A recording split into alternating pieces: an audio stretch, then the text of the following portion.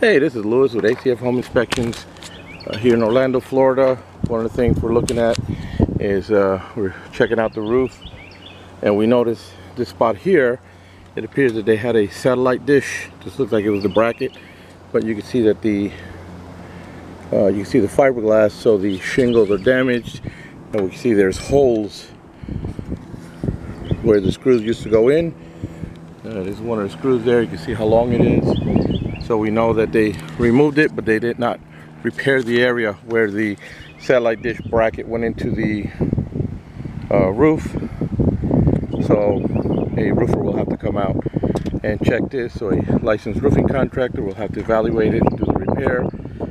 This is one of the reasons why you want to check your roof, and you should have a home inspection done when you're purchasing a home. This is Lewis with A.C.F. Home Inspections here in Orlando, Florida.